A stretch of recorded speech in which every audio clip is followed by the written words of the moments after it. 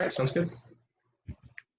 What's going on, guys? Austin here with the Extra Point with my good friend Kevin Reinke. In this video, we're going to be taking a look at the post NBA free agency moves and post-draft look at the teams and how we think that these standings are going to shake out. How you doing today, Kevin? Doing good, Austin. How are you doing? I'm all right. I've got some bets right now on the NFL season paying out week 11 right now. So Yep. I'm doing pretty good. Saw your Browns took a dub today. That must be nice. Oh yeah. Hey, you know what? Being a Browns fan, you got to take every win when you can get it. Yeah. Being a Cleveland and Detroit sports fan, you got to take any dub you can get right now. Yeah, it's rough. It's a rough life. Yeah. So to start out, we're gonna take a look at Kevin's NBA projections for the season. You take a look right here. I got a nice slide for you. So this is what your Eastern Conference looks like. If you want to just take a couple minutes to go over, explain why you think things are going to be the way they are, you have the floor. All right, yeah, sure thing. I'll start at the top, and then we'll work our way down to the people who are tanking. We'll go with the Milwaukee Bucks. I think, again, that I do like the fact that they didn't just stand pat and they didn't just decide, okay, well, we were good in the regular season and, we'll just run it back and see what happens. So they actually did make a trade, shake up the roster a little bit, and they got rid of George Hill, which I think is, like, as a Cavs fan, I don't have fond memories of George Hill, so some traumatic experiences. Yeah, he's caused. He missed the free throw, and then J.R. Smith made me pull my hair out. So I am not a George Hill fan, to say the least. So no, I'm glad he is gone, and I'm not sure what happened with the Bogdanovich situation. I'm not sure, are they still getting him or not, because that seems to be rather up in the air still. I know that got pulled back. I think that turned into a larger trade where Milwaukee ends up sending less to New Orleans, but they ended up sending some pieces to OKC.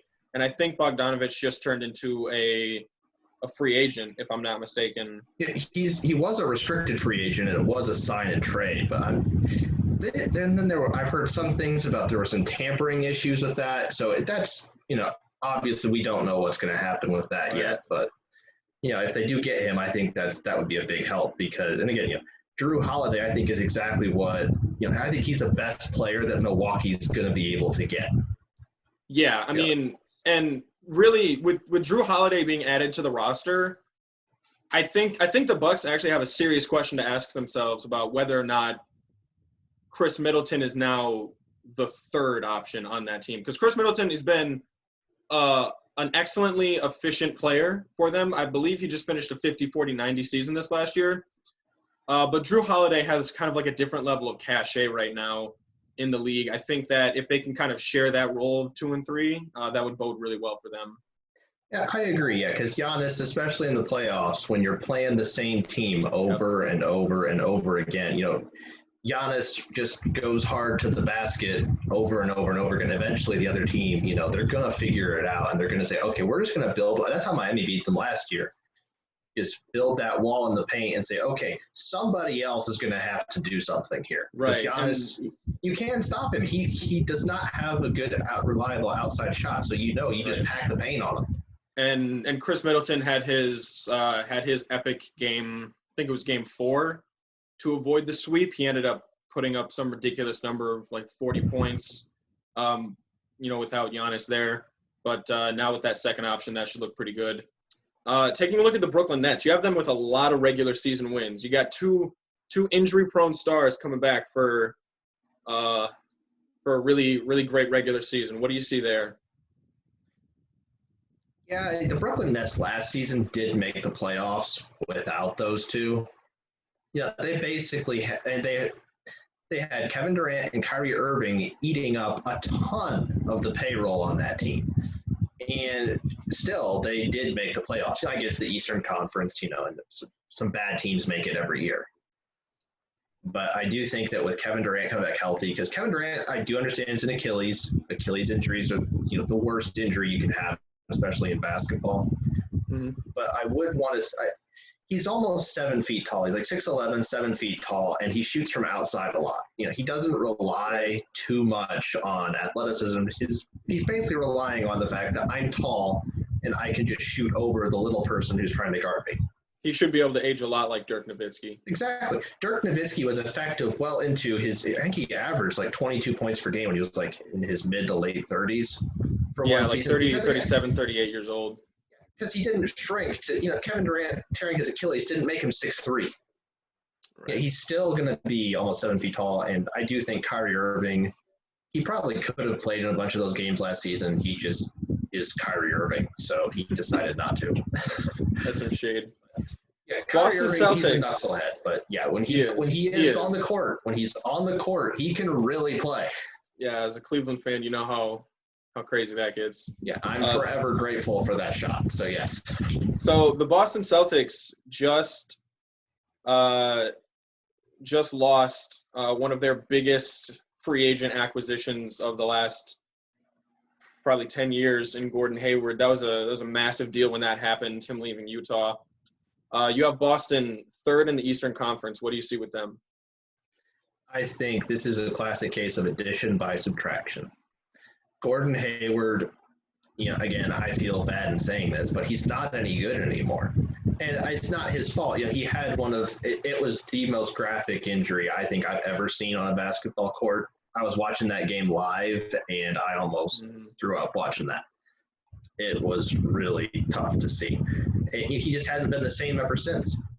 We'll talk about Charlotte a little later down the list, but why he got that crazy contract is beyond me. But they already have two people who basically did the same thing Gordon Hayward did in Jason Tatum and Jaylen Brown. And at this point, they're both much better than Gordon Hayward is. So they already have – basically what Gordon Hayward is taking away, they already have plenty of. You don't need forward. They don't need forwards who can score, shoot from outside and inside. They don't need that. They already have two of them. The one thing that I see with Boston is, to me, they look a lot like the Houston Rockets of the East in that they have talented guards, some talented wings. But if I'm not mistaken, Boston's tallest starter is like 6'7".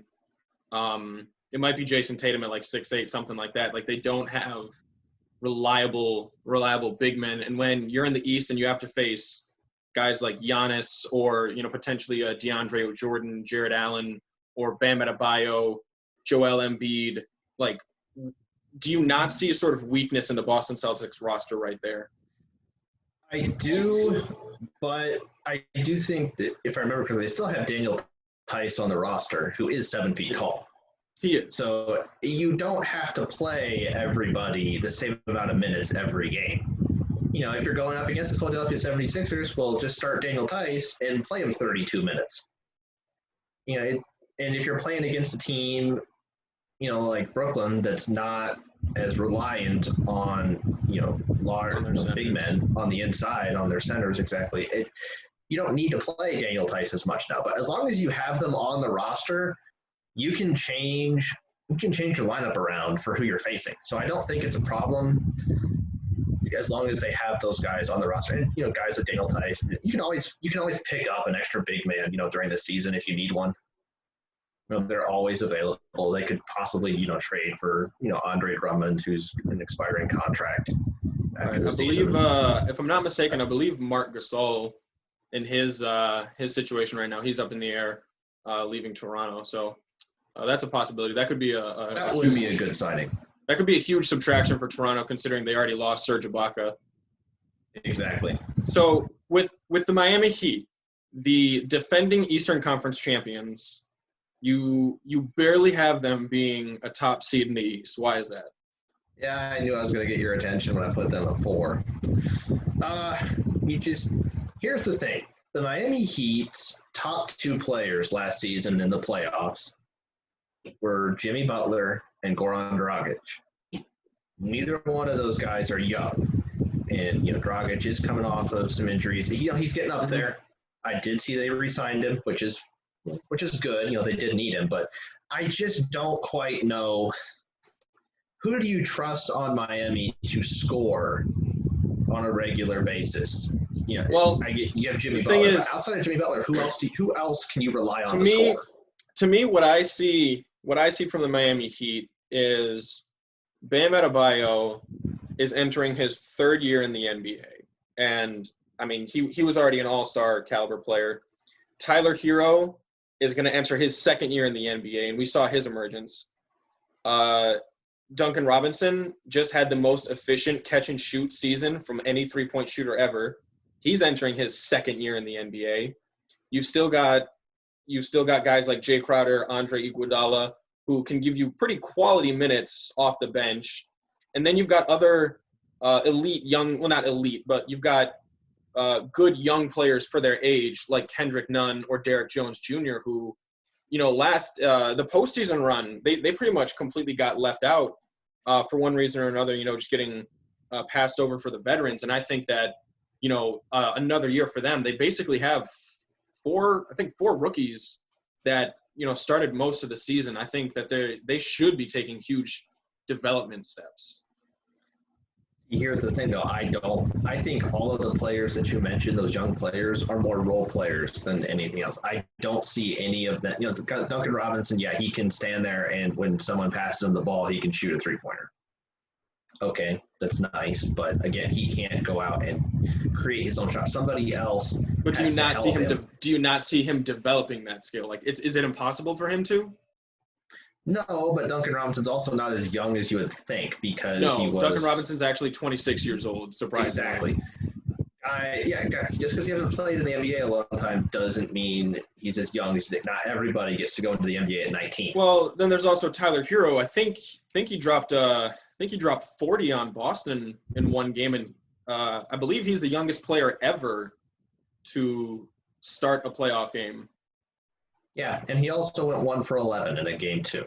So it's the thing. You're not going to get consistent scoring out of him. Again, obviously nobody's going to score 40 points every game, but does Miami Heat have someone besides Jimmy Butler who you think can give you 20 to 22 points every game reliably?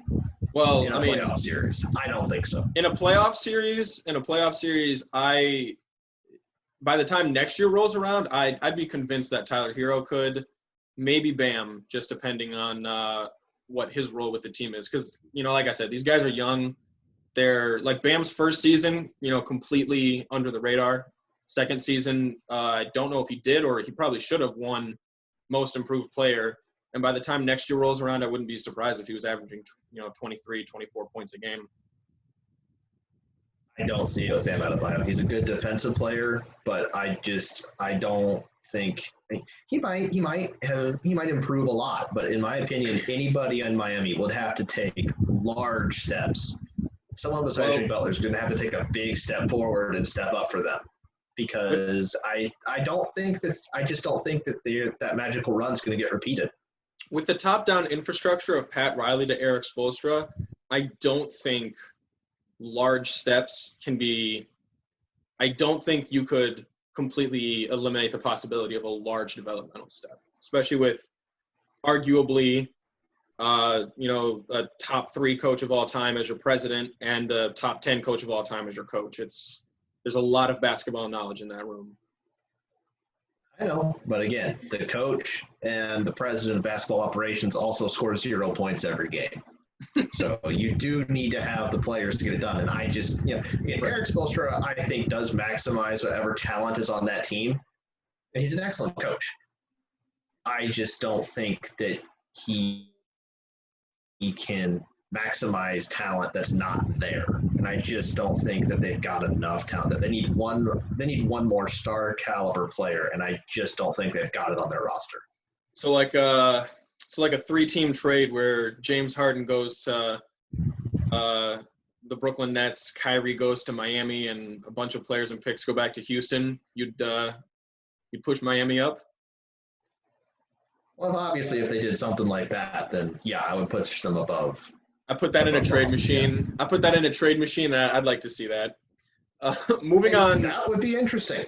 Moving on to the Philadelphia 76ers. Now they really retooled their roster and their organization this offseason. But you don't have them improving many games at all. What do you see in Philadelphia? Philadelphia, I do think they're better this season, mainly because Al Horford is gone. And that one, I don't think Al Horford is very good. I think he's been overrated for most of his career. Again, it's people. I've never seen someone who make so much money who scores like 12 points every season. But 12 points per game every season, you don't deserve max contracts. But yeah, somehow they were able to unload that contract out of him. Well, I don't know how they did that, but right now OKC seems to be looking like the old Brooklyn Nets, where we'll take on anything as long as we get a couple first-round draft picks. That's true. Yeah, they did have to give up some draft picks at the point. But speaking of the other trades that Philadelphia has made, trading Danny Green, trading for Danny Green rather, and also trading for Seth Curry. Even though Danny Green didn't have a great postseason, you still have to guard him. Whereas, a guy like Al Horford, if he was out on the three-point line, you don't have to respect that. So now with Seth Curry, who last year had the most efficient three-point shooting season in the entire NBA, and a guy with the cachet of Danny Green, how does that change the way that this team is run? I do think that the Seth Curry addition is helpful, but they did have to give up Josh Richardson. So I do think that's a good trade for both teams, actually, both Philadelphia and Dallas. I think that's one where both sides will benefit from that, because Philadelphia just desperately needed shooting. They did not replace J.J. Redick, and it really came back to bite them in the behind. And you have your two best players who are not good perimeter shooters. I know Joel Embiid can make a three-point shot, but he's not Dirk Nowitzki out there. No, and he's far more effective. When you're 7'1" and close to 300 pounds, you need to be in the paint. That's where he can really do damage. And I do think that him and Ben Simmons does not work together. I think they're both very good players, and I think that they are holding each other back by being on the same team. I just don't think it works. Because you can't have your two best players be 6'10" and 7'1", and neither one can play outside. Something interesting to note. So over the last, I believe this was their third year together, something like that. Their positive point differential has gone down every single season that they've played together while they've been on the court together. It started out at a +10, and this last year was about like +1. But that +10 was when they had guys like J.J. Redick and the shooting team that they had around them that first year. I think there's a potential chance that with a starting five of Ben Simmons, Seth Curry, Danny Green, Tobias Harris, and Joel Embiid, you could get back to a team with an intensely strong starting five.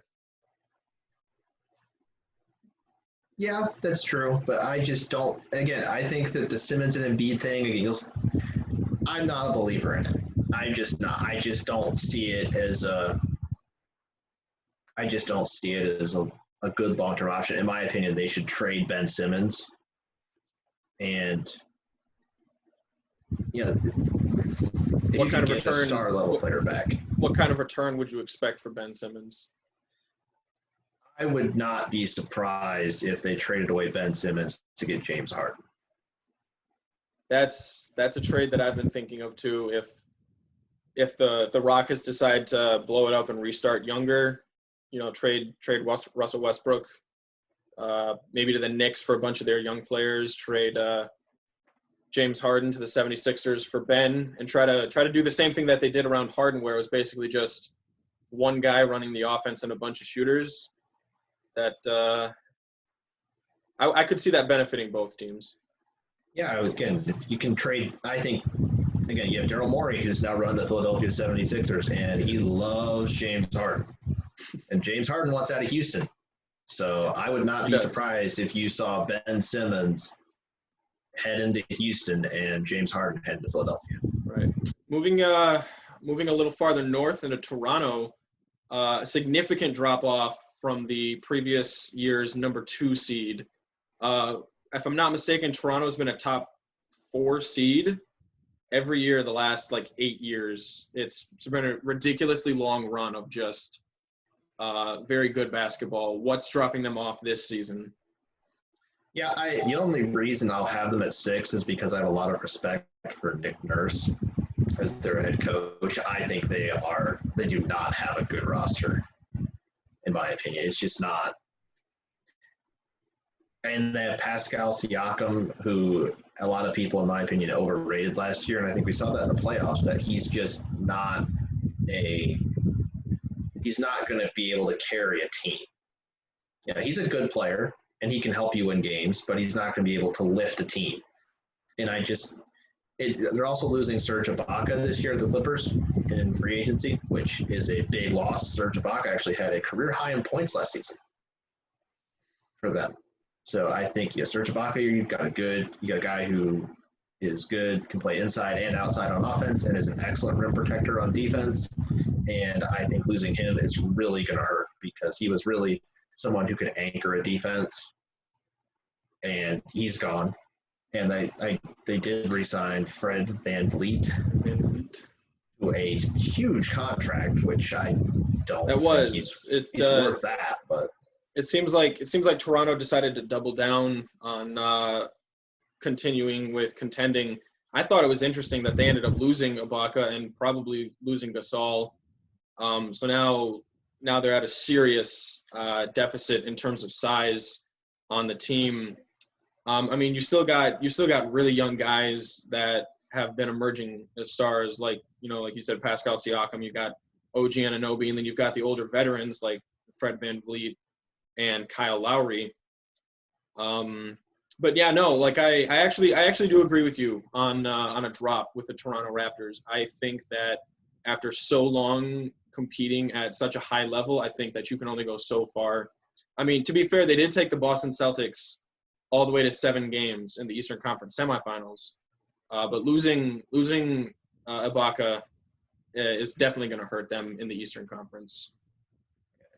I give Nick Nurse a lot of credit, because he's really putting that team together with spit and bubble gum. But I just don't know how long you can really do that and expect to be a competitive team. Moving down to the Hoosier State, Indiana. Back in the playoffs again. Indiana's been a relatively consistent team. You're going to remember all those old battles with LeBron. I don't know if they've had a serious playoff drought, any 1 or 2 year misses since he's been in Miami. But Pacers back in the playoffs at the 7th seed. What do you see in Indiana? I'm a big fan of Domantas Sabonis, and I really think he's turned into one of the most underrated players in the NBA. He's an excellent rebounder, can play inside and outside, and he really, really can help your team win in a multitude of ways. He's also a good passer. So he really, on offense, can do everything that you need a modern forward to do in today's NBA. Mm-hmm. And Victor Oladipo, there was some talk that he wanted out of Indiana, but I don't think anything has happened yet. So I'm just going to assume that he does decide, okay, well, fine, I'll stick it out. And I do think that they will, if Victor Oladipo can stay healthy. That's a big if at this point. It's a big if. But if Victor Oladipo, if that team makes the playoffs and Victor Oladipo is 100% healthy going into a playoff series, they are going to be a nightmare for somebody. They are. So right here, the 7-2 matchup would be the Brooklyn Nets. And, you've got a situation where, you've got Miles Turner playing center. You'd have Sabonis likely against KD, and then Oladipo versus Kyrie. And so at that point, it's basically just it's just who can outsmart who's going to hustle to the ball more. And at those points, obviously, I would expect the Nets to win that. But no, Indiana does have the right pieces to kind of mess around and accidentally win a series. Yeah, I think they can give someone a little trouble, because, again, when you've got Domantas Sabonis is somebody who I guarantee you, if Kevin Durant is having to guard him, he's not going to be very happy about it. Right. And in the nation's capital, The old Washington Wizards back in at the 8th seed. I remember the last time Washington was in the playoffs, they got a lesson taught to them by LeBron. What do you see? What do you see going on with the Wizards? More of that wonderful Washington mediocrity is what I see. I think it's kind of by default to put them in the 8th spot because pay 2 players $70 million and make the playoffs barely. That John Wall contract is a disaster. It just is. John Wall is supposedly coming back this season. And after missing 2 years, right? Yeah, after missing 2 seasons with an Achilles, I think he won't be I don't think he was that great to begin with. But without his speed, that's what are you going to do with him? Oh, he'll still keep collecting that check. I'll tell you that they're stuck. They're on the hook with him, so they don't have a choice. But no, right. I think this is by default, and I do like Bradley Beal. I think he's a real good player. But I do like Bradley Beal, and I mean, to be fair, I've heard Wall and Beal both in trade talks, but I've also heard them both say that they want to play in Washington. I mean, obviously, this seeding is contingent on Washington remaining a legitimate contender without trading their. Yeah, obviously, again, if Washington decides that they're just going to trade, everybody on their roster who's any good, which, in my opinion, they should trade, at least try and trade Bradley Beal. You can probably get a lot for him. I think you can get something for Bradley Beal, and I don't think you'll get anything back for John Wall. But might get Russell Westbrook. I heard that was going to happen. Yes, that's basically just swapping bad contracts. That's like pushing. That's basically trading John. That's basically trading John Wall for John Wall. Pretty much. It's that I don't think that solves your problem, but you can just rearrange the deck chairs on the Titanic if you want to. Right. All right. So really quickly, let's go through all the teams that are not in the playoffs. Just 9 through 15. Tell me what you see. Atlanta Hawks, real fun to watch, real exciting. Not going to win that many games, but it will. Well, Rondo's great in the playoffs. That doesn't do you any good if you don't get there. Again, Trae Young, real exciting, not very good at winning games. And Orlando Magic, again, more consistent mediocrity from them. Mm-hmm. Just trade Vucevic and try and get a good draft pick. I don't know what they're doing. Charlotte, for some reason, paid Gordon Hayward a ton of money. I don't understand why. That's one of the stupidest free agent signings I have ever seen. Michael Jordan truly is the GOAT. Michael Jordan truly is the GOAT of bad owners. He's the worst sports owner / executive in the history of sports. He is outside of the racist ones. Oh, okay. Well, obviously you can say that the terrible racist people, they're bad people. But in terms of winning games, if your goal is to just win games, Michael Jordan is not who you should want owning your team or doing anything involving your team. He's 60 years old. He's probably still the best player on the Charlotte Hornets. And the fact they drafted LaMelo Ball, good luck with that. That's pretty funny. Now I want to see a hometown matchup of LeVar versus MJ. Michael Jordan blindfolded in a wheelchair could beat LeVar Ball. What do you see in Detroit? A bunch of nothing. Blake Griffin and Derrick Rose. Yeah, the 20 maybe 5 years ago that would be interesting. Derrick Rose has never been the same since the injury. He'll put up some average numbers, and Blake Griffin has basically just the cool dunks are gone. Blake Griffin doesn't have that athleticism anymore. And unfortunately, he's always injured. As oftentimes when you have guys who are jumping, way up out of the gym for dunks, they don't age real well because, the human body's not designed to do that for years and years and years over and over and over again. Right. So you've got to – I think he'll get hurt a bunch again, and I just think the Pistons will be a bad team. All right, Chicago, New York, and Cleveland. All right, now it's time for the teams who are trying to lose every game as fast as possible. Hey, the Chicago Bulls, I don't know what they're doing. In my opinion, they should just trade Zach LaVine for whatever they can get for him and just try and keep losing, basically, because they're terrible. They're just bad. I guess you have Lauri Markkanen, who's okay, but hasn't really improved since he's come into the league at all and hasn't developed into anything. And they need help. They need a lot of help. Hoping Anthony Davis comes, which good luck with that. Not going to happen. Exactly. And the New York Knicks. The New York Knicks, which makes me happy to see them lose all the time, so I'm happy to watch that continue. The dumpster fire continues. And finally, my Cleveland Cavaliers. Hometown Cleveland Cavaliers, who still haven't made a move of consequence since drafting Colin Sexton, which is the best you can do at the 8th spot. Yeah, we have gotten pretty unlucky in the lottery the last couple seasons, and for some reason we drafted a 6'6" guy who can't shoot, which anybody know of any of those who are good in basketball? No. Exactly. So it's just another disaster. Just please trade Kevin Love and set him free. Please. Set him free. He deserves better than this. He does. He deserves better than this. Just set him free, let him go somewhere and be happy, because as much as I love the Cavaliers, they are so awful. They're the worst team in the NBA, and Colin Sexton and Darius Garland are not the answer.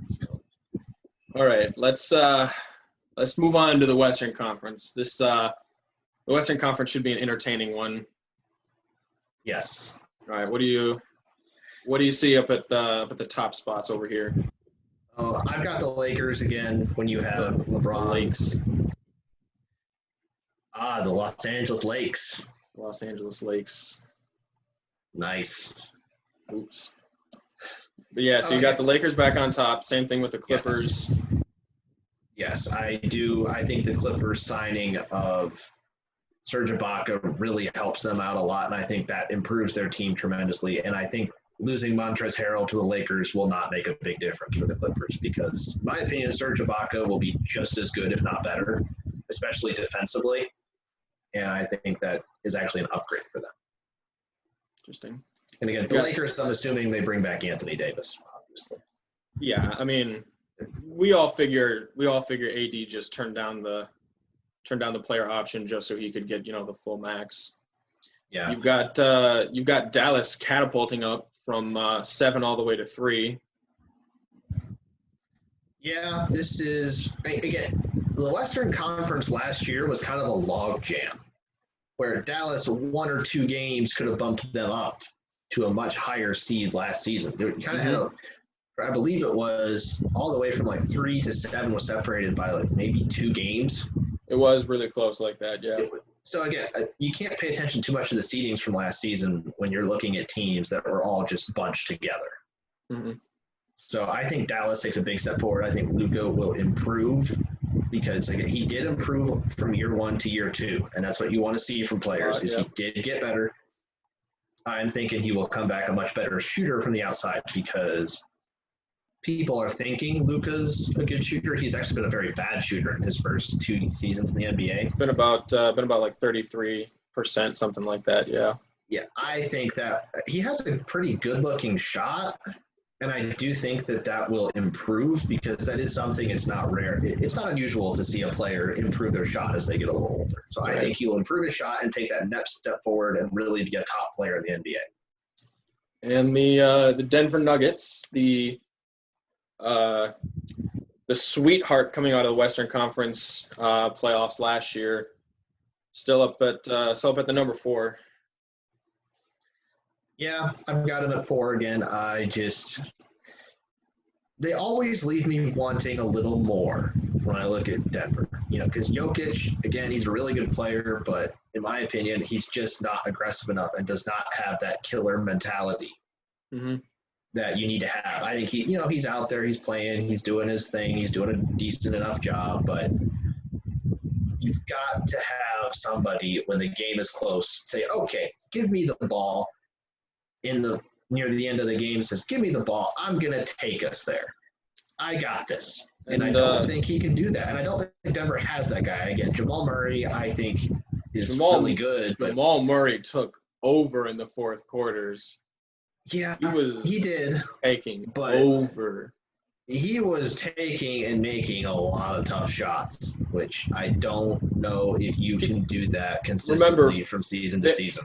There was some plays that he was making that people started bringing out old MJ highlight reels, and they were playing them over each other, and they looked like identical moves. Like that's the air that this guy just catapulted himself into. There are guys who have made a living in the NBA and scored a lot of points, making a lot of tough shots. You can go all the way from Larry Bird, Michael Jordan, Kobe Bryant. They would take and make very difficult shots on a regular basis. So 3 top 10 players of all time. All right, that's nice. That's a nice comparison.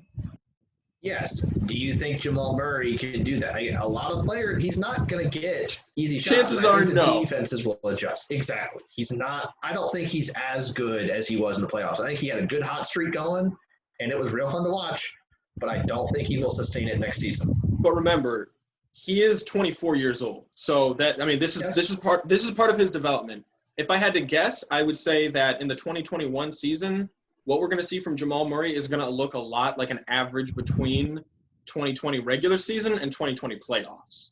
I think it's going to be somewhere in between there where he kind of steps into that conversation of, oh, is Jamal Murray a top 5 point guard in the NBA? Yeah, I think he could maybe be considered after the season. He could be stepping up to that, but I don't think that he will be improving enough.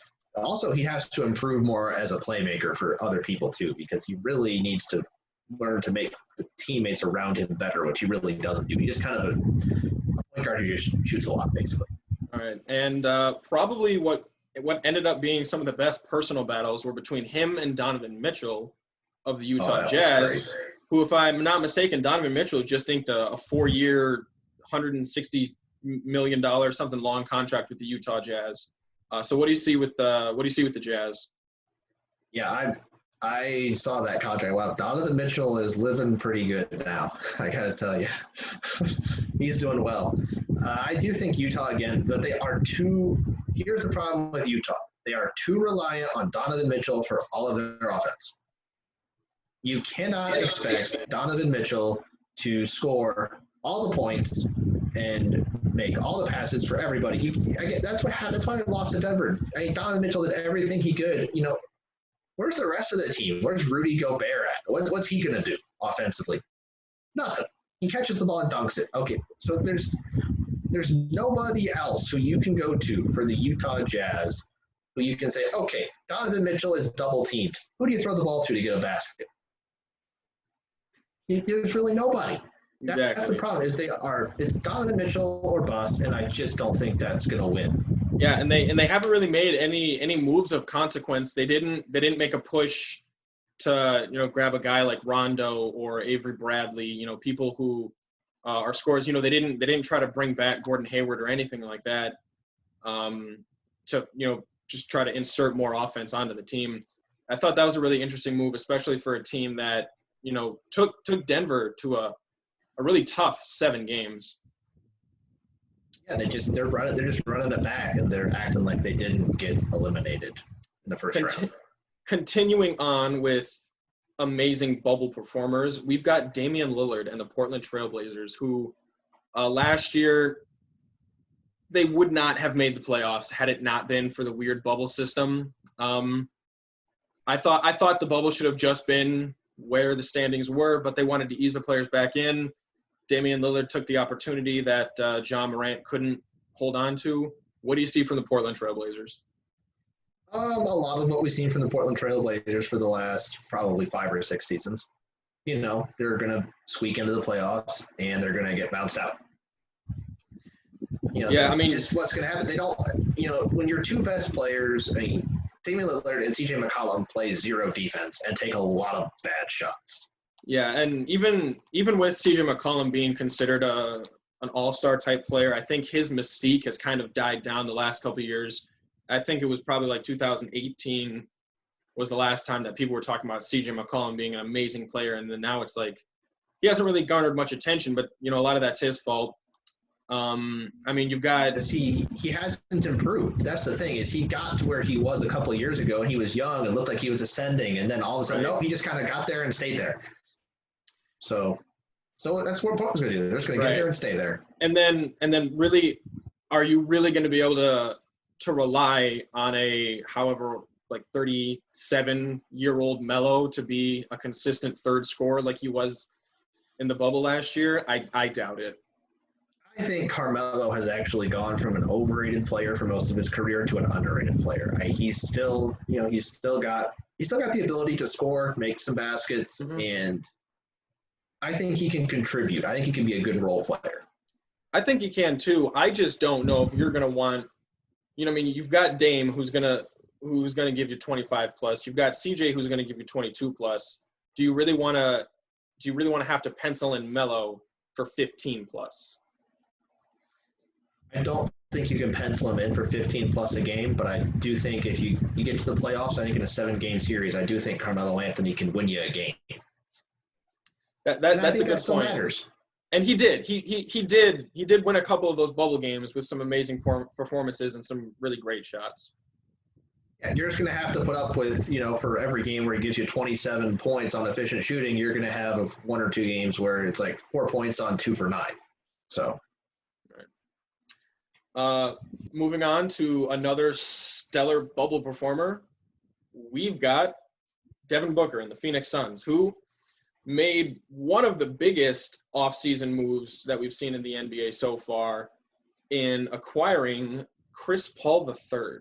What do you see from Phoenix making their first playoff appearance since Steve Nash, I think? Yes.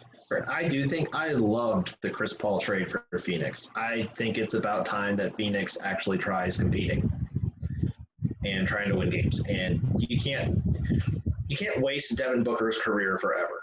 Okay, you got to start winning games. I love the Chris Paul trade. They basically took Ricky Rubio, who in my opinion is not a very good player, and they took Chris Paul in, who Chris Paul will make everybody on that team better. And again, he does have some health concerns, as all older players do. Mm-hmm. You have to worry about maybe that hamstring acts up for him again. But if Chris Paul can stay healthy for that team, I really do think that they're going to see some improvements. And you saw what he did with a team in Oklahoma City who was not expected to be very good last season. They were trying to tank, and Chris Paul basically said, okay, no, I'm going to drag all of you to the playoffs. Yeah, I mean, the expectations going into OKC last year was, is Chris Paul done? Is this team, competing for the number 1 pick, not, being a 5th seed in the playoffs, which is about where they were. They had a chance to be the 4th seed, even in the bubble as well. Houston just had, I believe it was like half a more win than OKC did. And to be fair, the second best player on that OKC team is probably Shai Gilgeous-Alexander, who, as good as he is and as emerging as he is, he's not Devin Booker. I think this move is great for D-Book because he's gonna learn some real winning basketball. He's scored a lot of points so far. He reminds me of like the first 3 or 4 years of guys like MJ or Vince Carter, where they put up a bunch of points, they didn't really translate to wins. And also, I think this is going to be really good for DeAndre Ayton, who hasn't really been able to find his niche yet in this team. And I mean, as long as Chris Paul has been in the league, he's done really well with big athletic centers who can catch the ball and dunk it. And DeAndre Ayton can do that and more. I think DeAndre Ayton really does take a step forward and proves why he was. Don't forget, he was picked ahead of Luka Doncic and Trae Young. And I think this season he's going to show why. Obviously, I don't think he's going to become better than Luka, obviously, but I do think he's going to show, hey, I'm not just some average Joe here. I would not be surprised if he put up 19 points and 13 rebounds this season and really did start to have sort of a breakout season where he starts putting up those numbers in a winning effort. Right. And then, I mean, if you just take a look at the Phoenix Suns and compare them to the other Western Conference playoff teams and the guys who DeAndre Ayton's going to have to compete against, you've got Anthony Davis, Serge Ibaka, then you've got on the Mavericks. Porzingis. Yeah, that's right. Kristaps Porzingis. And Denver, you've got Nikola Jokic, Utah, Rudy Gobert. And then, things start to get a little weaker, like Jusuf Nurkic and on the way down. But, I mean, those top 5 centers, like, DeAndre Ayton's really going to have to make a case that I can either shut you down or you can't shut me down. I think DeAndre Ayton just has to, when they play against those better teams, DeAndre Ayton has to show that he is a comparable player. Because when you are the number 1 overall pick, they expect him to be able to compete with Anthony Davis. They expect him to say, hey, we expect you to be just as good as Anthony Davis. Yeah, we expect you to be just as good as someone like Jokic. That's what your expectation is. When you draft a number 1 overall pick, it's especially in the NBA, that guy's supposed to make the Hall of Fame. Mm-hmm. Going on to probably the most disappointing bubble team to me, the Memphis Grizzlies. I think they ended up going. It was something like 3-5, maybe 2-6. It was such a pitiful performance, especially coming from John Morant, who he was having a sensational rookie season, but just couldn't translate it to the bubble. What do you see with them actually making the playoffs as opposed to missing it last year? I think that I'm going to go with the larger sample size versus the smaller sample size. I think people will easily sleep on Memphis because of that poor performance in the bubble. But again, I'm going to take the whole rest of the season that I saw from John Morant, and I think Jaren Jackson Jr. also takes a step forward this season into someone who is more than someone who's just a spot-up shooter and plays defense. Mm-hmm. I think it's important that he takes the next step and he becomes, that second scorer for Memphis. Also, Memphis, I believe they still have Valanciunas on their roster as well, who's a big center. Yeah, I think they do. And he's someone who I think can really bang with the other large centers in the Western Conference, because Western Conference is where almost all the good big men are. Outside of Embiid, there's not really anybody in the Eastern Conference at the center position. You've got the 5-time defending champ of rebounding Andre Drummond, but outside of him, it's just Embiid. Yeah, outside of rebounding, Andre Drummond kind of sucks. So yeah. Thanks for the shot at my Cavaliers there. I'm so glad you guys took him from my Pistons. All right, really quickly, just take me through these out of the playoff teams. What do you see from them? What makes them close, and what makes them far away? It kind of hurt my heart to put Golden State out of the playoffs because of the Klay Thompson injury. I think that's really going to hurt. I really am sad about that. Klay Thompson, I don't know if we're ever going to see him be the elite player he was again. No, I mean, that's terrible for basketball what happened. Klay Thompson is one of the best dudes and one of the most entertaining players to watch in the NBA, and he really doesn't get talked about enough. And to see him come back from the injury only to have another one aggravated on the other side, it's devastating to this Warriors team. It really is, and it's sad for me to see that, because if Klay Thompson was healthy, there are several teams that would be bumped down a spot on that list for sure. Mm-hmm. For sure. All right, and the Minnesota Timberwolves, the 10th seed, that's going to be the best finish they've had since Jimmy Butler, back when they finished 9. I think it's a bit by accident. But again, Karl Anthony Towns is something that's strange to me, because he puts up huge numbers on good efficiency, and his team loses every game. You don't get the number 1 pick by being very good. Okay, so I do think Anthony Edwards is someone who will contribute right away. Mm-hmm. And help that team. I don't think he has a real high ceiling. I don't think he's going to become one of the best players in the NBA, but I think he'll be a very good player in the NBA. And I do think he will contribute right away. I do think that when you have someone like Karl Anthony Towns, and they do have D'Angelo Russell, who I'm not a big a big fan of. But the Minnesota Timberwolves should, in theory, they have plenty of talent to make the playoffs on that roster. They should. They should make the playoffs, and I think they're going to continue to underachieve. Multiple top 2 picks. Yeah, they've got 3 people on that team. Their 3 top players were all number 1 or number 2 picks, and I think that they should be up there. They should at least be. If those players actually maximize their talent, they would at least be at number 6 in the West. But I don't. I think they'll continue underachieving, just underachieving a little less. Yeah, I think the worst thing that Minnesota has done since trading Kevin Garnett for a bag of chips was getting rid of Jimmy Butler. I think that I don't think that they should have kept Jimmy Butler instead of Karl Anthony Towns, but I think that they definitely should have listened to Jimmy Butler in terms of where the franchise needed to go. Because if we take a look at Jimmy Butler's career, he started out on Chicago.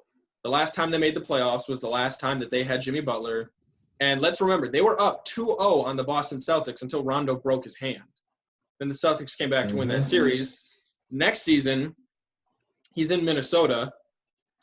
For the first time in Minnesota's career, Minnesota's franchise since Kevin Garnett, he had them as a top 5 seed until he went down. They dropped all the way to the 13 seed. Jimmy Butler comes back, and he managed to get them. I don't know if he got them back into the playoffs, but it was between 8 and 9. And he got them in at the 8th spot, if I remember correctly. Maybe, yeah. And if that wasn't good enough for them, they had to trade him in the middle of the next season to Philadelphia, who, Philadelphia became 1 shot away from beating the future NBA champions in the Eastern Conference playoffs. I mean, is there something that the Minnesota Timberwolves, are they just destined for failure with these players, or what's the direction of the franchise? The problem is, in my opinion, with them is, again, they needed somebody like Jimmy Butler to basically give a kick in the rear end to Karl Anthony Towns and Andrew Wiggins, who's no longer there, and D'Angelo Russell, who's basically just another player who's a top draft pick who's underachieving and not that good. So, again, these guys have this is why Jimmy Butler was mad at them, because Jimmy Butler does not have a whole lot of talent. He was the 30th pick of the NBA draft. How many of those guys turn out to be much? Not very many. So again, Jimmy Butler has worked himself into being a great player. Karl Anthony Towns is extremely talented, which is why he was the number 1 overall pick. D'Angelo Russell, extremely talented, which is why he was the number 2 overall pick. And that's why Jimmy Butler got frustrated in Minnesota, because those other guys on that team were not working as hard as he did. And they were not taking it seriously like he did. And that's, in my opinion, why they're still going to not make the playoffs, is because they're just going to keep underachieving, and they need somebody to basically – they do. They need a kick in the butt. And I don't think they're going to get it, and I think they're just going to keep underachieving. The next 2 teams, Sacramento Kings and San Antonio Spurs, I mean, it's kind of hard to say because I've loved the Spurs for so long, but I mean, these are 2 relatively boring teams that don't really have an amazing star. I mean, I realize that Sacramento has some young talent, but it doesn't look like it has much of a ceiling. And then San Antonio seems to be hanging on to older stars from their last run. Why do these 2 teams finish above the rest? I think Sacramento. I am a fan of De'Aaron Fox, and I do think he will help carry them to more wins than they should otherwise get. They also have Marvin Bagley, who, if he stays healthy, is supposed to be something. He was a number 2 overall pick, picked ahead of Luka Doncic. Again, right after DeAndre Ayton in that draft. There's a few people selected over Luka. That was a mistake, but Yeah. Sacramento, yeah. So again, you got to see Marvin Bagley, see if he turns into something, and he was hurt for a lot of last season. So I do want to say I would like to keep an eye on him and see if he turns into anything, because he's got a lot of talent and he's supposed to be real good. So I want to see if he turns into anything. In San Antonio, just trade LaMarcus Aldridge to Boston or somebody for some draft picks. Just trade, give it up. Send DeMar DeRozan back home to Canada. See if you can't help fix that franchise, because I'm sure that at this point in the Raptors situation, they would love to bring him back home. And the Pelicans who are are a weirdly designed team. They've got a lot of young players who have different talents. You are not high in the Pelicans at all. No. What do you see with them? I see a team that is the island of misfit toys. They apparently are getting Steven Adams, which makes zero sense to me. He does not fit there whatsoever. At all. It makes no sense to me. Again, I think Lonzo Ball is terrible. Anybody who shoots a basketball the way he does you can't have that. And also, you can't have a point guard who can't make a foul shot. That's also a problem. Mm-hmm. And it's just Lonzo Ball, Brandon Ingram, Zion Williamson, Steven Adams, I guess, would probably start also J.J. Redick, I'm guessing. Probably now that Drew Holiday is gone. Probably. Drew Holiday's gone. I'm assuming he start J.J. Redick. That is a team that does not fit at all. This is square peg, round hole. It's just, you can't play Steven Adams and Zion Williamson together because, again, Zion Williamson does not shoot from the outside very often or very well. So he needs to be – he scores almost all of his – but even though he was scoring a good amount of points, look at where they were all coming from. They're all coming from near the basket. A lot of putbacks, a lot of drop-offs, as well as, he would – even if he did get the ball in the perimeter – he was heading to the basket. He had no interest. He does that awkward looking set shot. He can't shoot mid-range shots. I was going to say, yeah, he does have a relatively okay set shot. Remember his first game he played against San Antonio, he went 4 for 4 from the 3-point line. But at the same time, San Antonio was basically just packing the paint and saying, okay, if you're going to shoot, we dare you. And he did, but then again, it wasn't for like another 13 games that he hit another single three. Exactly. Moving on. It's going to be a team that gets a lot of attention because of Zion Williamson, but also the fact that he is way out of shape. But if you saw him in the bubble, it didn't look very good. Also, Zion Williamson's been hurt at every level of basketball. Don't expect him to play a ton of games this season either. Moving on to the Houston Rockets. The Houston Rockets at the 14 spot, just 2 years after being the number 1 overall seed. I'm assuming there's probably a reason why you're assuming that they're going to drop from the 4 seed to the 14 seed in one off season. What do you see happening in Houston in the next month? Obviously, this needs some explanation. I think James Harden is gone. Mm-hmm. They're going to get rid of James Harden somewhere. Now, obviously, I can't predict where exactly they'll send him to, but I think James Harden leaves. And when you have an entire team around, you saw it with the Cavaliers. When the entire team is built around LeBron James and LeBron James leaves, the team's terrible. Because all of a sudden, all those role players that LeBron made look better than they really were, all of a sudden aren't that good anymore. Right. I think you have the same situation here. James Harden is going to be gone. He's having a fight with the owner, Tillman Fertitta, and whenever you start fighting with the guy who owns the team, billionaires are not known for their humility. Okay, they're just not. So when you have an owner who gets mad, gets all up in his feelings about it, James Harden, also a sensitive guy, gets mad, all up in his feelings about it, that he's going to be gone, and the Houston Rockets are just going to lose a bunch of games. And then Oklahoma City is trying to get every single first-round pick for like the next 10 years. I mean, if I'm not mistaken, I think they're halfway there. They probably are. They're probably just – at a certain point, it's just going to be the Oklahoma City Thunder picking 20 times a draft. It's insane how they have draft picks. Right now they have more draft picks in the next 5 years than they do players, if I'm not mistaken, which is obscene. That's just an obscene stat that Oklahoma City has just as many first-rounders as they do. I've never seen a single team make such an effort to rebuild the future than what Oklahoma City, in any sport, mind you. And we've seen some big trades in the NFL and NFL history. I've never seen any collection of draft picks like this. Oh, I haven't either. They have got just a treasure trove. I can say Oklahoma City is probably going to be a real good team in about 4 or 5 seasons, because don't be surprised if they take players in the next couple of drafts, and if some of those players turn out, I would not be surprised to see Oklahoma City in a about a couple years or so, trade a bunch of those extra first-round picks they have for a star player. Right. And get competitive again, because they're I mean, doing, in my opinion, the right thing. They're getting draft picks, and then they can package those picks for a good player later. Yeah, like I was reading around, and I mean, obviously trades are still happening. You know, then there's different protections and different swaps, but I believe that they have around 25 picks over the next 7 years, which I mean that's a massive average. It is, and I do think that's going to pay off for them because they have built a team basically 2 different times since they've gone to Oklahoma City. And Sam Presti is, again, he is, doing a little mad scientist type thing there where he's getting all those picks. And I would not be surprised. He's going to draft somebody. They've done a good job drafting players throughout their history. And I would not be surprised if in about 4 or 5 years, if they're a top competitive team.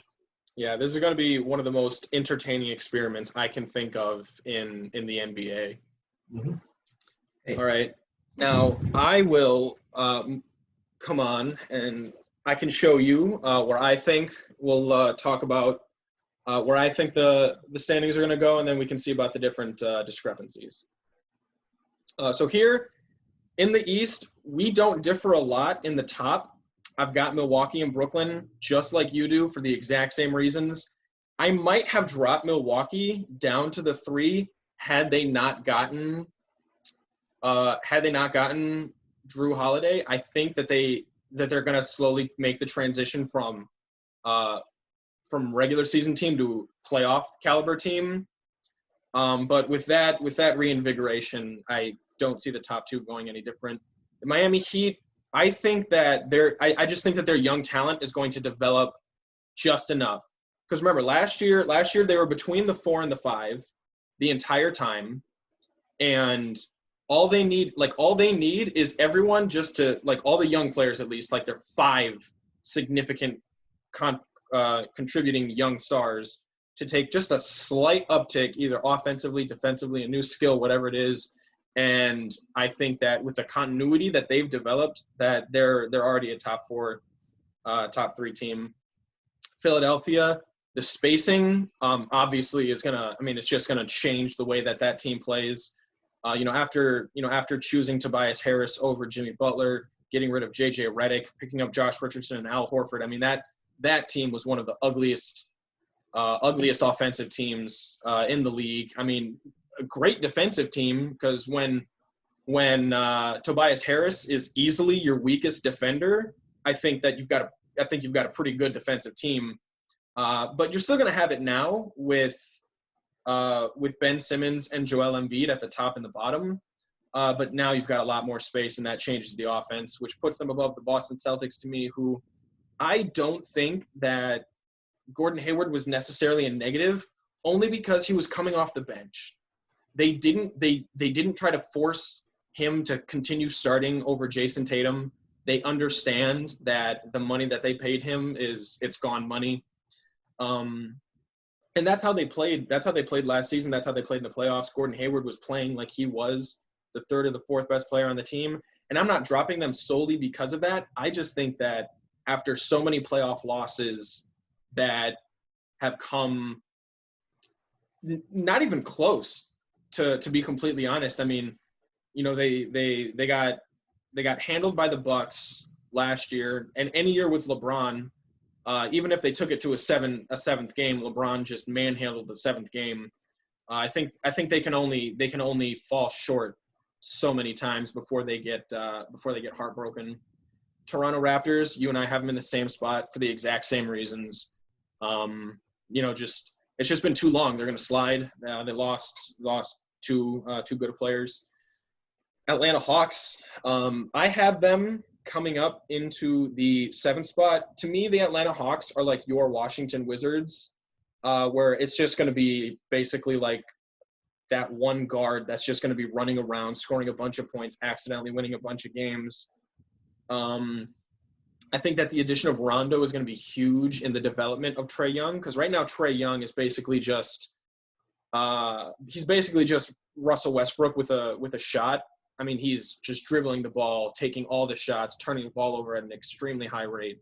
And I think that Rondo can teach him how to rein that back in just a little bit, just enough for this team to sneak in at the 7 or 8.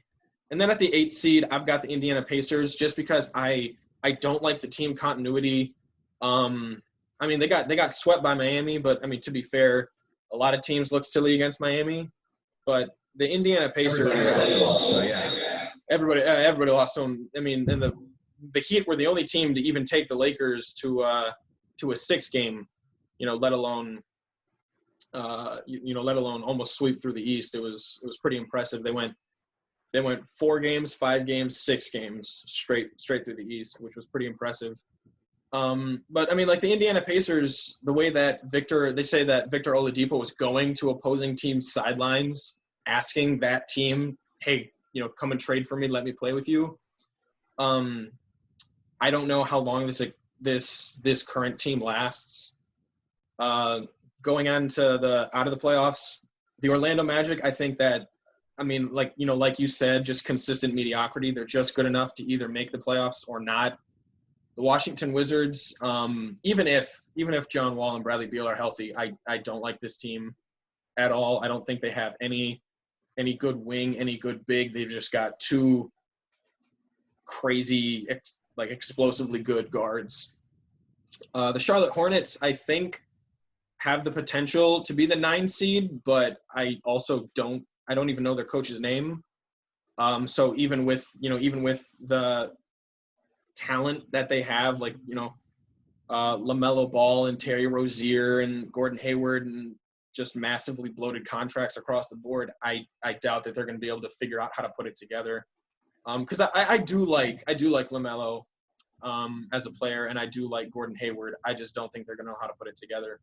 The only, in my opinion, good player they really have is Devontae Graham, and then other than that, is bad contracts. At this point, Devontae Graham is pretty much just like an athlete playing his position. I haven't really seen a lot of NBA skill from him. And then the next 4 we've got almost in the right order. I've just got the Pistons down to in comparison. I think the Bulls have a more complete roster than the Pistons, but they also have the star power of Zach LaVine that's going to put them above the New York Knicks. Now the Knicks, they've got maybe 8 players that are under 25 years old. Depending on how these guys grow and develop, they could have a pretty serious team in 2023. But right now, I haven't seen enough. I like them drafting Obi Toppin, I think his name is, at number 8. Yes. He looked like a really good player, looked like a really good fit for the Knicks. But in Detroit, Detroit basically completely emptied out the cupboard except for their two star players in Blake Griffin and Derrick Rose. They've just been trading everyone. They were part of that. They were part of the Trevor Ariza carousel for about 5 minutes, and then Ariza found his way out of town. But then I also agree with you that the Cleveland Cavaliers are going to be the worst team in the Eastern Conference. The only reason why I don't have the Pistons as below them is because I think the collective force of Derrick Rose and Blake Griffin can outweigh Kevin Love and whatever Andre Drummond is worth. Yeah, if you want to see some bad basketball, look at what Colin Sexton and DeAndre Garland. If you want to see some bad basketball, go to a Pistons-Cavaliers game. Oh, my goodness. They're playing 6 games this season. That would be awful. I want to watch it just to watch the worst basketball I can see. Just watch that game and keep in mind those players are getting paid millions of dollars to do this. Yeah. In terms of my Eastern Conference, the standings that you see or the reasonings that I gave, is there anything ridiculous that you see? You're like, oh, that's never going to happen? Or is there anything you're like, oh, I didn't think of that. Maybe I would change something. Obviously, you basically got Boston at 5, taking them from. I had them at 3. You're basically putting Miami and Philadelphia ahead of them. I could see that. I don't think it's extreme to see that, or insane to see that happen. I'm just not a believer in Philadelphia, especially because Simmons and Embiid they don't fit together.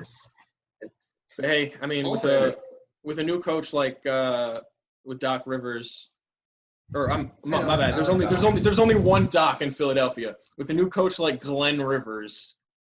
Uh, you know. Yeah. Yeah, I don't think Atlanta makes the playoffs again. I think it's going to be more along the lines of fun, exciting basketball that doesn't amount to it very much winning.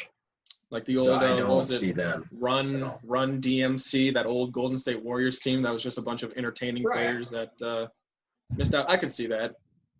Yeah. Again, yeah, that's kind of what you're going to have is the Golden State Warriors, the Trophy years, Baron Davis, Jason Richardson, Steven Jackson, real fun to watch. But you can ask the Dallas Mavericks if they can actually play though. Right. Ask All them right. about that.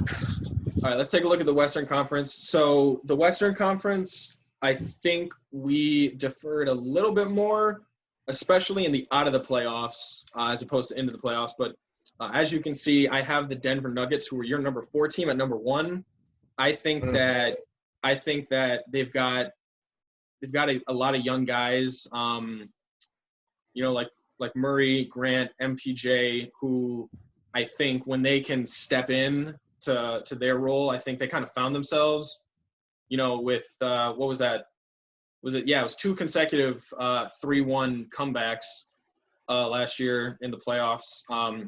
To me, this is like the kind of team that's got a lot of young talent that like they have to prove themselves, so they show up every single game to play. They look a lot like Milwaukee to me in the East, not in terms of team construction, but like, you've got young stars, you've got a strong core, and you've got guys that are going to fight for everything they've got. And to me, that puts them at number 1. The Lakers, I actually was going to have them lower until they signed Montrezl Harrell. Not that I think that he's a huge difference maker on the team, especially in terms of the starting role, but coming off the bench, when you've got Dennis Schroeder and Montrezl Harrell coming off your bench, those 2 players combined last year scored more points than the entire Laker bench combined. That's not even just the bottom 5, but everyone outside the starters.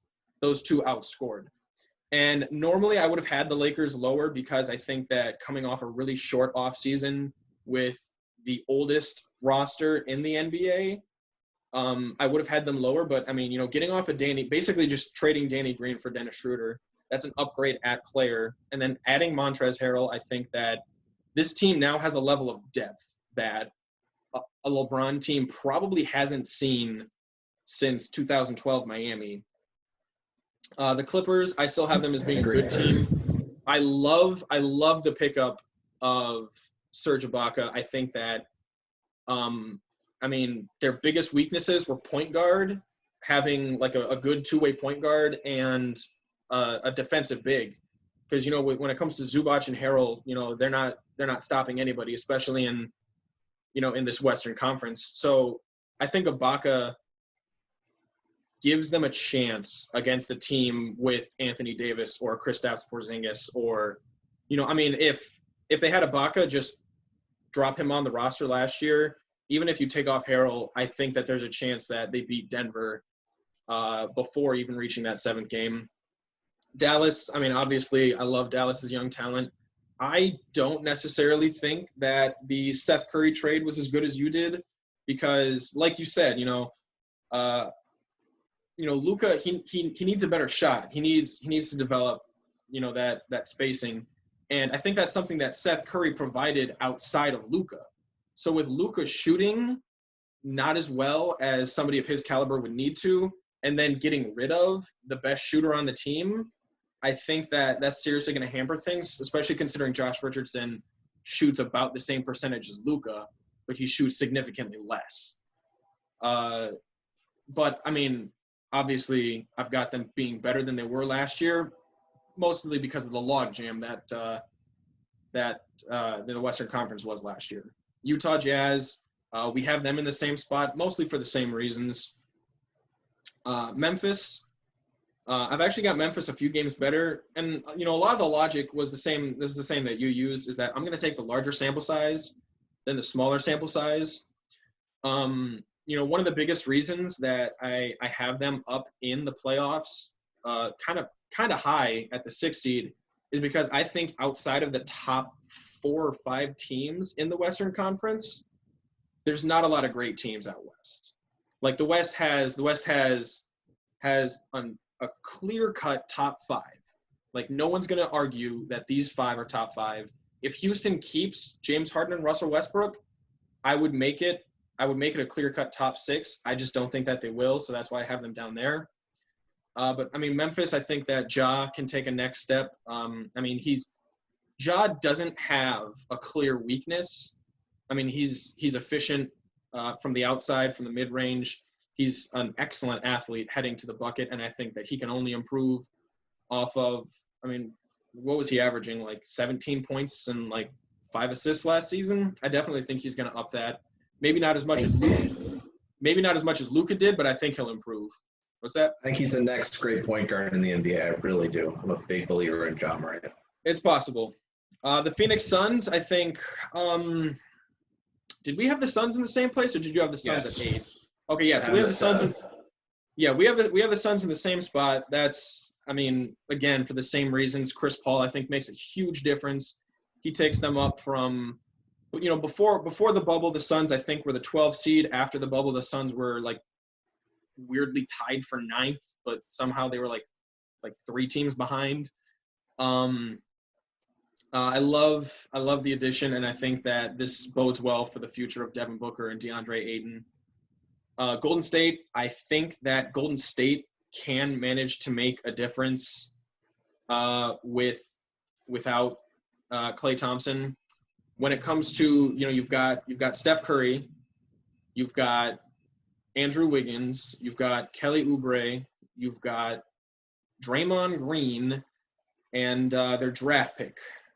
They just drafted him. There we go, James Wiseman, who, to me, he reminds me a lot of, in terms of just ability, like Andrew Wiggins and Kelly Oubre. He's just kind of like this weird wing scorer looking player. I think that with the addition of Steph Curry back onto the team, that Draymond Green is kind of going to get some of his moxie back on offense. Because, I mean, last year when for some reason you've got a 6'9" power forward center playing point guard, like it just looked ugly. So instead of him being the best player on the team, if he can go back to being like the 4th best offensive player on the team, I think his defensive prowess is definitely going to come back. With Steph Curry, I mean, he's still the greatest shooter that has ever touched a basketball. I think that Steph Curry can come back and definitely make a difference for the team. We just need to see if Steph and Draymond can kind of help bring out the best in these young players. Going out of the playoffs, I've got New Orleans way better than you do. I mean, to be fair, with Zion playing, they were working their way up from the 13th seed all the way up to like the 10th by the time the bubble started. And that was only like 18 games. As much as Zion can't play like a shooting role, he was still giving you an extremely efficient, I think it was like 18 or 19 points per game. He was averaging something silly like 25 minutes and giving you almost 20 points and like 6-7 rebounds. I think that he improves. I think that Brandon Ingram is still a really, really good player who he reminds me a lot of Kevin Durant, but with a much better handle. Obviously, he's not the shooter that Kevin Durant is, but he's also a better defensive player. I think that the strength of this team is going to end up being the defense. When you got a point guard like 6'7" Lonzo Ball, your shooting guard is JJ Redick. Obviously, that's the weakness. But then your small forward is going to end up being Brandon Ingram, who's lanky, he's long. He's going to have a lot of Tayshaun Prince style defensive play. You've got a big, massive body at the power forward spot in Zion Williamson. I mean, he should be able to manhandle any power forward in the league with how European we're getting. And then there's Steven Adams. I mean, I think that the shooting is definitely going to be a problem if they made the playoffs. I don't think they will, but I definitely think they have the young talent to make it up there. Portland, I don't believe in Portland. I love Damian Lillard. He's probably my favorite point guard in the NBA right now. but I don't see much from this team. I don't really believe in them. I don't like their bigs. I don't think they can play defense, and their offense is weak. I mean, the only hope is if CJ and Dame end up having like crazy both like 25 plus point per game seasons on some extreme efficiency. The Houston Rockets, I mean, obviously we both have the Houston Rockets trading away a bunch of pieces. The only reason that I have them not as like the 14 seed or however terrible you had them is because I think that in a potential trade, they might end up getting back somebody like a Ben Simmons where, you know, they get rid of Westbrook, potentially send him to the Knicks, get rid of Harden, potentially send him to the 76ers. They're going to end up with a lot of draft picks, which obviously aren't going to help them win now. They're going to end up with a lot of young players, like maybe they could end up with, some of the young stars that the Knicks have, or, you know, potentially if they end up trading James Harden to the Brooklyn Nets, they might end up with guys like Spencer Dinwiddie and Karis LeVert, who, I mean, they're all right. They're young guys, but I mean, there's nothing special. But if they end up landing a Ben Simmons from the 76ers, I think that there's potential for them to make some noise. Not necessarily making the playoffs, but definitely ruining a lot of playoff teams' seeding. Sacramento Kings, I mean, I'm kind of with you on De'Aaron Fox. I don't think that he's going to win too many games by himself. I think that he might accidentally win 4 or 5 more games than they would have without him, but I'm really unimpressed by this roster. The San Antonio Spurs, I'm just kind of hoping that they trade away all their players and they start to rebuild, because right now it's like slowly pulling off a Band-Aid and you're like just at like that last little stretch of it. Minnesota Timberwolves, I don't care who you have on the roster as long as Karl Anthony Towns is there. I don't think that they're going to win more than they lose. I have zero faith in him. From the moment that I heard that Jimmy Butler walked into practice one day, looked at the starters and said, I'm going to play against you with 3 bench players and a ball boy, I lost all respect. I lost all respect for Karl Anthony Towns.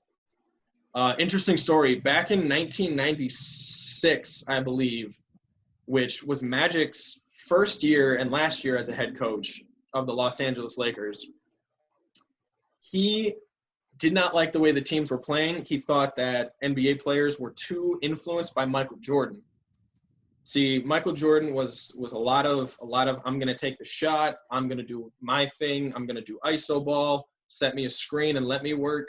And he thought that was infecting the NBA too much.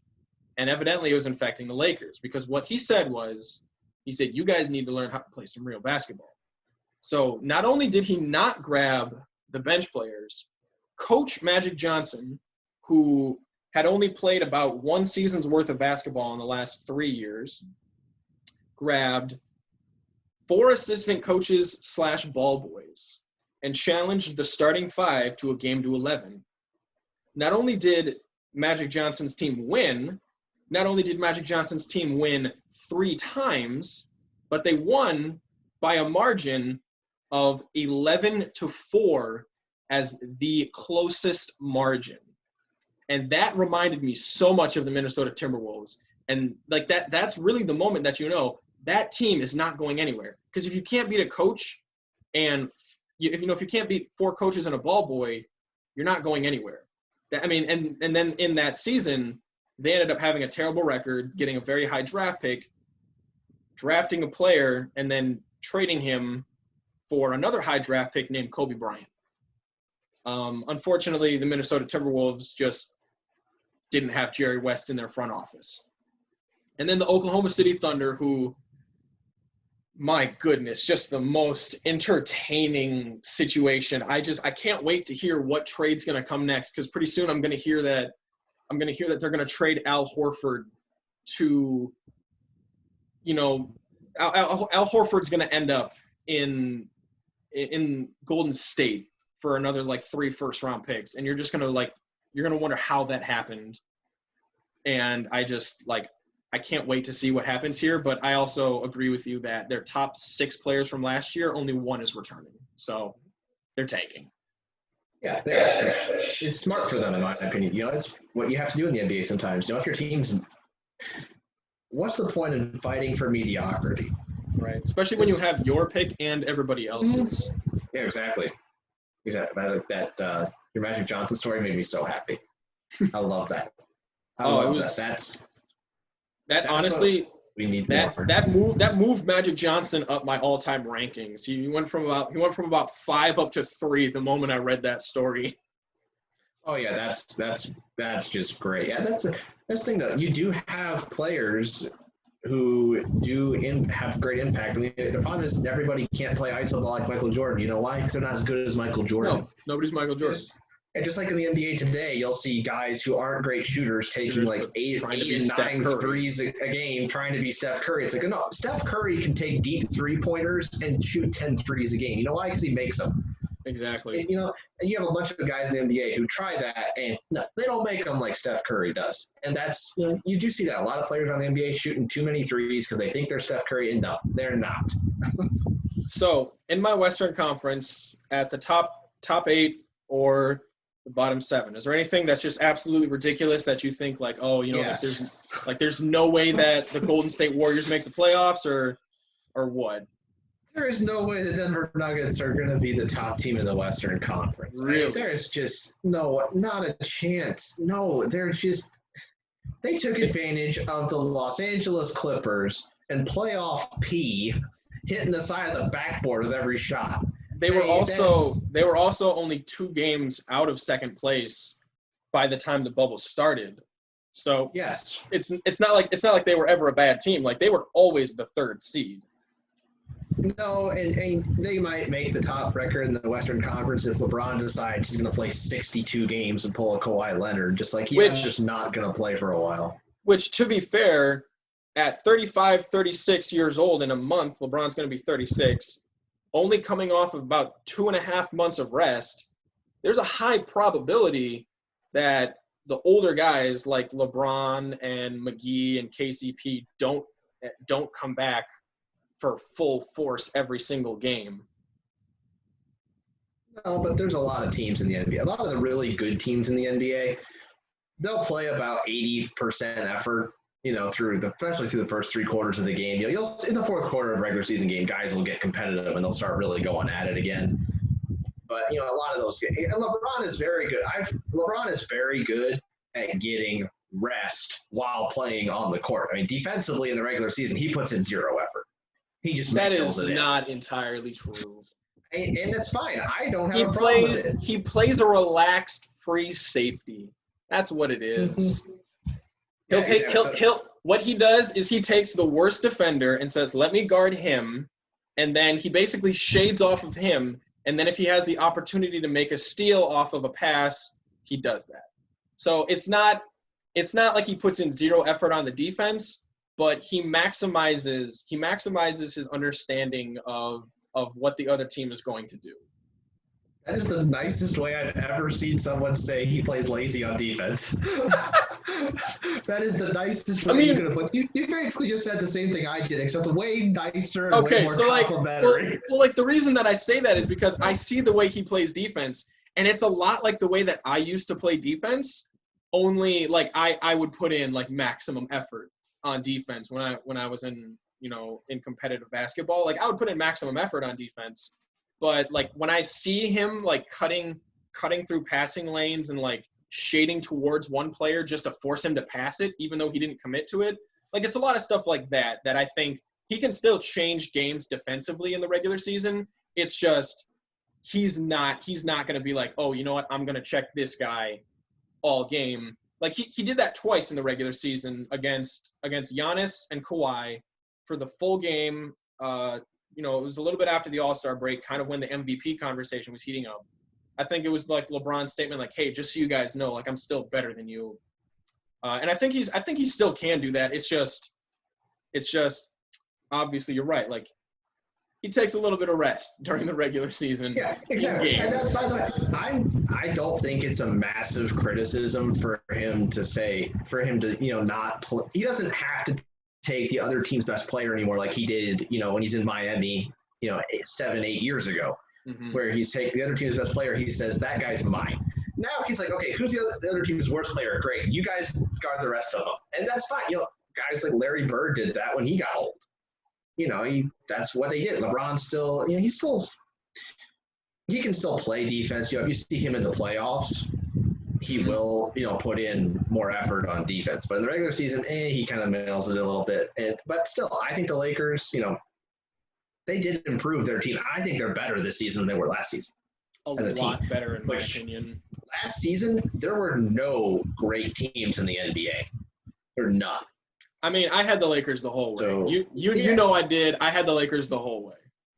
Yeah, there wasn't a team, before years previously, you had the Warriors and, you also had the Cavaliers that were both great teams. Last season, there weren't the great teams. This season, you have the Lakers who they did recognize. I give them a lot of credit for this. They recognized, hey, we won the championship, but let's just not sit back, kick back, and relax. That front office said, okay, we're probably going to have to improve. Yeah, to win again. Lakers GM made an early push for Executive of the Year with those few moves he made. Yeah, exactly. And that's the thing. This is the time where the GMs make their money. This is when they really have to step up, because that Dennis Schroeder trade, I think, is a big trade for them, because that's what they needed. They needed a secondary playmaker who can help LeBron, because you're putting LeBron last season was basically the only playmaker the Lakers had outside, and then they had Rondo as the secondary. Right. Who could come in off the bench and he could also lead the offense when LeBron's not in the game. Right. Now they have Dennis Schroeder, who has improved and, in my opinion, will come off the bench and help them out a lot. To me, the only question is Dennis Schroeder better than playoff Rondo? Because we saw in the playoffs that Dennis Schroeder was relatively consistent from his regular season, but the impact that playoff Rondo had, which at this point, it's absolutely a thing. Rondo in the playoffs, he changed a lot of games and made sure that they were never close. I'd be interested to see how the Lakers use Montrezl Harrell, because I'd be interested to see if they potentially use him as a starter. I think they will. Because I think that the starting five is going to end up being LeBron James, KCP. That's going to be your 1 and your 2. Your 3, to me, I think might end up being Marcus Morris. Your 4 is AD, and then your 5 is Harrell, just because AD doesn't like playing the center. And then on the bench, you're left with guys like Schroeder and Caruso and Kuzma and McGee. And so I think you have a lot more balanced starting and bench team right there. Yeah, that's true. That is going big. The only problem, though, is, I think that's an okay starting lineup. The only thing is Anthony Davis can shoot, LeBron can shoot, but they're not great shooters. That's shooters. But then that's another reason why you might want to have Marcus Morris and KCP. Well, KCP for the first 5 minutes of every finals game, he was the hottest player on both teams. And it was the weirdest thing. I remember in game 1, I think he ended up shooting something stupid, 6 for 8 from the 3-point line. It was ridiculous. And that's the thing, is when you play with LeBron and you're a spot-up shooter, you will get open looks, because LeBron is, even at this older age, LeBron is still just impossible to stop going to the basket. And he takes excellent care of his body, and he's in excellent physical condition. And the guy looks like an NFL tight end, rumbling down the lane at you. And also with the way the game has gone, softer, more perimeter oriented, it has made LeBron, as he's gotten older, even better, because he doesn't have to contend with as much physicality at the rim anymore. Right. So I think that having the Lakers, I think the Lakers are going to be number 1, and I don't think it's going to be that close. And again, I do think that I don't like Damian Lillard, and you say you love him, and yet I've got Portland at number 6, and you've got them at number 10. I don't quite understand that. I love Damian Lillard just because of his swagger, and his amazing clutchness that he has shown over the last 10 seasons. It's just been really entertaining to watch. In terms of my favorite, I don't think he's the best, I think he's behind a healthy Steph, and honestly, I might have him behind CP3, just depending on if CP3 is healthy still, but I just like him as a player. I don't think he is like the best player. I don't know, I just don't believe in Portland. Like, they weren't a good team at all for the entire regular season last year, and I think they just kind of got lucky that Memphis choked away their postseason appearance last year. And I think they got lucky. If Memphis wins more than 3 games in the bubble, like 3 out of 8, all they need to do is go 500. And I'm pretty sure Portland has no chance of making the playoffs. Yeah, I can see it. I just think that, again, having Golden State in the playoffs, I don't think is unreasonable. It depends a lot on health of Steph Curry, but I'm not a believer in Mr. Triple Single, Draymond Green. Just get ready for, the worst rebounding power forward / center I've ever seen. He averaged like 6 rebounds a game. So get ready for more of that. And it also depends on how fast James Wiseman can develop. Can Wiseman come in? And maybe he's good right away. He was a high pick, and I think he will become a good player. But the reason I didn't have him in the playoffs is I don't think he'll be contributing that much right away as they're big. Which is understandable. I mean, but in terms of points added to the team, I still don't think he'll even need to be top 2. At most, he'll need to be the third option. But even he has a potential to score less points than Kelly Oubre, I think, and still be valuable to that team. Yeah, I think, let's see if Wiseman can, I think he could help contribute a little bit. I think he could be a good rebounder for them. Is what he's really going to need to be as a rebounder, because that was always Golden State's weakness in previous years too, is they're not a good rebounding team. Right. So it depends. We'll have to see what Wiseman does. He only played like 2 or 3 games in college too, so that's the thing, is you haven't seen him play very much. Right. So your way too early NBA Finals prediction. Who do you have coming out of the East and coming out of the West? Well, coming out of the West, in my opinion, unfortunately, it's going to be the Lakers again. I don't root for the Lakers, but They're just too good. It's so hard to bet against LeBron. It just he is still great. It's hard to bet against him. And to be fair, they're probably a lot better than they were last year as a team. Mm-hmm. Not just better, but they're probably a lot better. Exactly. Rob Pelinka's done a good job. Really has. Not being passive. He's been aggressive and, shaking things up a little bit, trying to, push the team forward. I think that's a sign of a good GM. He's done a very good job. Yeah, he wants to be, one of the few teams to ever go back to back. I mean, we saw Golden State do it, we saw Miami do it, we saw the Lakers do it before them. And there's a lot of potential on this team. And plus getting younger, getting rid of Danny Green and Rondo, bringing in Schroeder and Harrell, it's, not having Dwight Howard on the team. I think the younger you can get in terms of star power, I think the better setup he is to make a real legacy play here in terms of Laker lore. Yeah, I think LeBron I think he'll be back again. He's in the finals almost every year, so. He is. All right, and then the Eastern Conference. The Eastern Conference is a really weird one to me. I do not know who to pick coming out of the East. I am just going to pick who I pick every year and who never makes it. I think the Bucks finally make it this year. Brooklyn should make it, but I think that they should win. However, I think because you have the 2 most miserable rich people I've ever seen in Kyrie Irving and Kevin Durant, I think that, you have just they're both knuckleheads. There's just no way to put it, okay? Kevin Durant and Kyrie Irving, left to their own devices. Kyrie Irving said that Steve Nash isn't really the head coach of the team.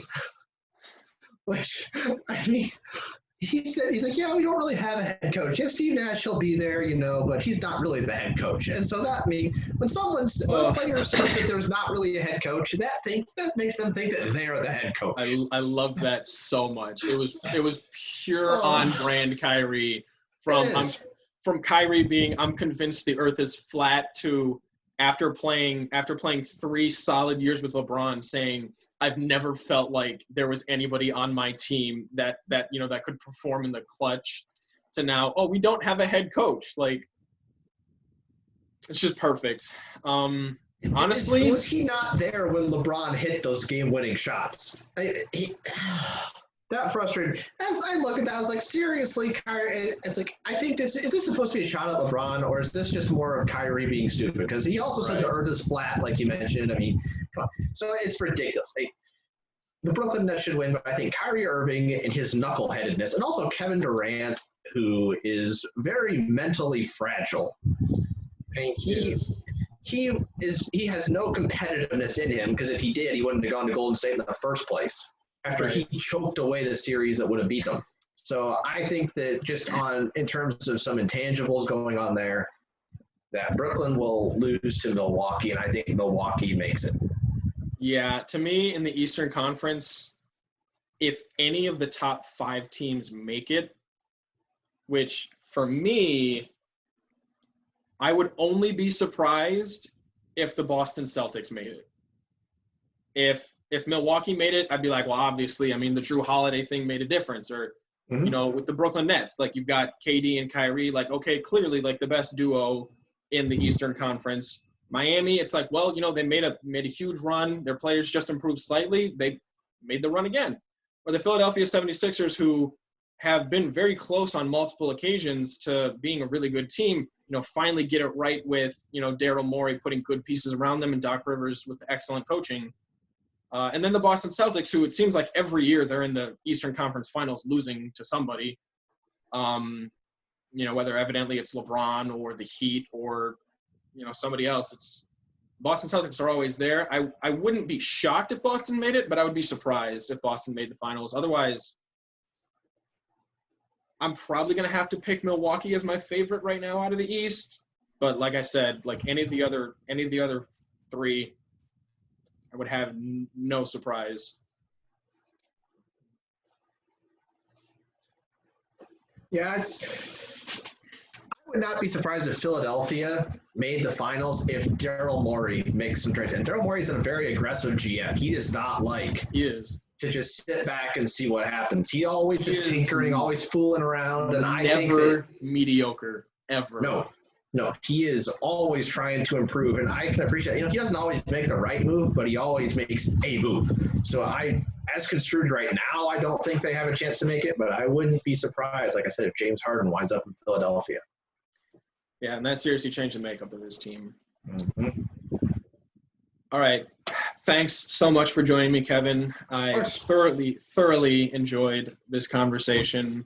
We'll make sure to stick around and keep you guys up to date on what's going on with the NBA and the NFL. Look for future content. You can follow me on Twitter at the extra point. That's XTRA point THE_ between each word. Thank you guys for watching. Make sure to like this video, subscribe to my channel, and stay up to date.